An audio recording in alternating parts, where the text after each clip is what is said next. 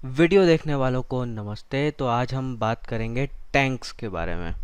तो आप जानते ही हैं कि चाइना के साथ जो है बॉर्डर पर प्रॉब्लम्स चल रही हैं और टैंक का डिप्लॉयमेंट भी दोनों तरफ से हो गया है। तो हमारी तरफ से जो हमारा मेन बैटल टैंक है T-90 भीष्म, उसको डिप्लॉय किया गया है। साथ में T-72 भी है। चाइना की तरफ से जो डिप्लॉयमेंट हुआ है वो टाइप 15 टैंक का है।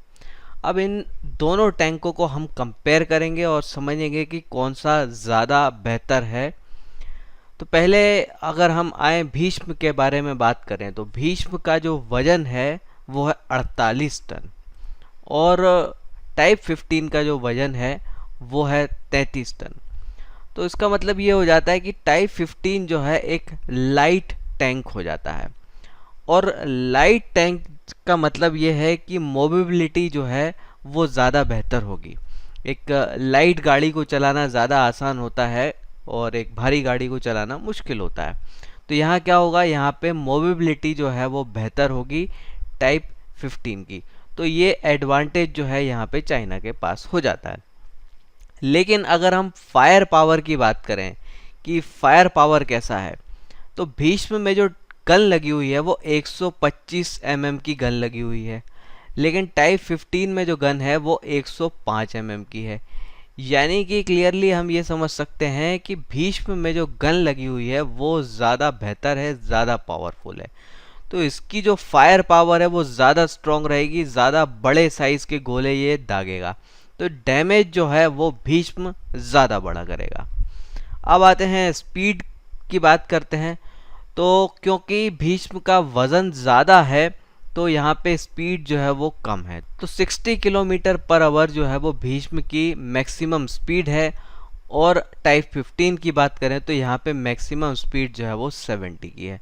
तो स्पीड के मामले में टाइप 15 जो है वो बेटर हो जाता है। साथ में अब हम फायरिंग कैपेसिटी की भी बात करें तो भीष्म जो है वो 43 राउंड गोले जो है एक बार में दाग सकता है और टाइप 15 जो है वो 38 दाग सकता है। अब यहाँ पे भी क्लियरली भीष्म जो है वो बेहतर हो जाता है फायर पावर में, क्योंकि ज़्यादा गोले दागने की कैपेसिटी हो जाती है। रेंज की भी बात करें तो रेंज जो है वो भी भीष्म की ज़्यादा है, 550 किलोमीटर। यानी कि एक बार आपने फुल टैंक कर लिया तो आप 550 किलोमीटर के दायरे में इसको ऑपरेट कर सकते हैं। टाइप 15 की बात करें तो यहाँ पे यही फिगर हो जाता है 450 किलोमीटर का। तो यहाँ आप इन फिगर्स को, इन स्टैटिस्टिक्स को देख के क्लियरली समझ सकते हैं कि फायर पावर जो है वो भीष्म का काफ़ी अच्छा है, काफ़ी बेहतर है। लेकिन स्पीड के मामले में, मोबिलिटी के मामले में टाइप 15 बेहतर हो जाता है, क्योंकि ये एक लाइट टैंक है। लाइट टैंक के फ़ायदे भी हैं, नुकसान भी हैं। नुकसान ये है क्योंकि वो लाइट है, तो लाइट, किसी चीज़ को लाइट करने के लिए उसका वज़न कम किया जाता है। जैसे मारुति की गाड़ियाँ, तो जो है क्या होता है कि बॉडी को थोड़ा सा हम वीक बना देते हैं तो वेट कम हो जाता है, वेट कम हो जाता है तो माइलेज वगैरह बढ़ जाता है वो सारी। तो यहाँ पे क्या होता है कि जो आर्मर होता है टैंक का, जो उसको प्रोटेक्ट करने के लिए बनाया जाता है, उसकी मोटाई कितनी है उसके हिसाब से जो है वेट कम या ज़्यादा होता है। तो आप अगर उसकी मोटाई को ज़्यादा बढ़ा देंगे तो क्या हो जाएगा, टैंक जो है और ज़्यादा मजबूत हो जाएगा। लेकिन मजबूती का नुकसान ये रहेगा कि मोबिलिटी जो है वो कम हो जाएगी। तो क्लियरली हम ये देख सकते हैं कि फायर पावर भीष्म का बहुत अच्छा है और टाइप 15 का जो है काफ़ी कमज़ोर है उसके मुकाबले। लेकिन मोबिलिटी जो है एक प्लस फैक्टर है जो कि टाइप 15 में है लेकिन भीष्म में नहीं है। अब कुछ और फीचर की अगर हम बात करें तो भीष्म जो है वो -40 डिग्री के टेम्परेचर पर ऑपरेट किया जा सकता है। तो इसमें इस तरह के एनवायरनमेंट में ऑपरेट करने के लिए स्पेशल टाइप के फ्यूल्स और लुब्रिकेंट का इस्तेमाल होता है। तो अब तक का जो इतिहास रहा है वो ये है कि लद्दाख के एरिया में जो है -35 तक टेम्परेचर जाता है और ये -40 तक ऑपरेट कर सकते हैं। यानी कि 5 डिग्री का और एक्स्ट्रा जगह हमारे पास हो जाती है। तो ये एक ऐसा टैंक हो जाता है जो कि हम वहाँ पर इजीली ऑपरेट कर सकते हैं।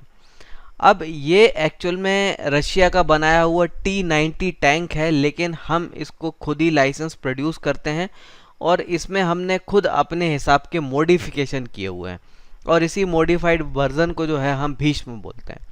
तो इसमें हमने फ्रांस का बना हुआ थर्मल साइट लगाया हुआ है।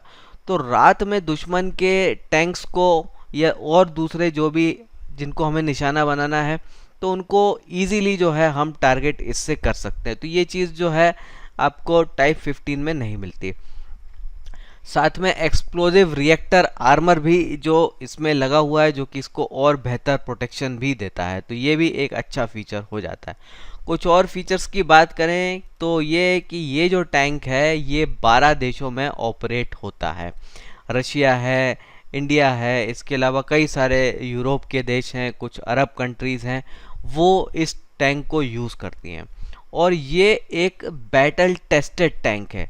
तो दुनिया में कई सारी लड़ाइयों में जो है ये टैंक पार्टिसिपेट कर चुका है और अपने आप को प्रूव कर चुका है। लेकिन अगर हम टाइप 15 की बात करें तो ये इस्तेमाल किया जाता है सिर्फ चाइना के द्वारा और साथ में बांग्लादेश के द्वारा। ना बांग्लादेश को कोई फाइटिंग एक्सपीरियंस है और ना ही चाइना ने जब से इसको इंडक्ट किया है कोई लड़ाई वड़ाई लड़ी है। तो ये जो टाइप 15 है एक बैटल टेस्टेड टैंक नहीं है। तो इसकी रिलायबिलिटी पर जो है अभी क्वेश्चन मार्क रहेगा कि क्या वाकई एक युद्ध में जो है ये अच्छा कर पाएगा या नहीं कर पाएगा। तो ओवरऑल कंक्लूजन हम यही निकाल सकते हैं कि ये जो टाइप 15 है मोबिलिटी में अच्छा है, लेकिन जब आपका टेरेन इस प्रकार का हो, जब आपको लड़ना ऐसी ज्योग्राफी में है, तो मोबिलिटी वाला फैक्टर शायद ही फ़ायदा दे पाए, क्योंकि चाइना की साइड से ज्योग्राफी और भी ज़्यादा जटिल है, इंडिया की साइड से थोड़ी फिर भी बेटर है। तो मोबिलिटी वाला फैक्टर शायद ही जो है कुछ स्पेशल बेनिफिट दे, ऐसा लगता नहीं है।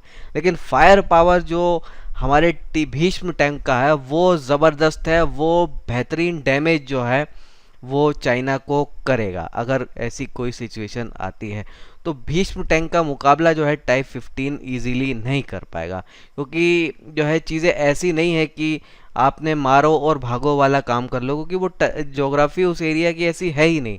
तो बड़ा मुश्किल रहेगा दोनों ही देशों के लिए चीज़ों को ऑपरेट करना, क्योंकि फुल एफिशिएंसी पे काम नहीं हो पाएगा। तो फायर पावर में भीष्म जो है टॉप पर आ जाता है, मोबिलिटी वाले फैक्टर में टाइप 15 बेटर है।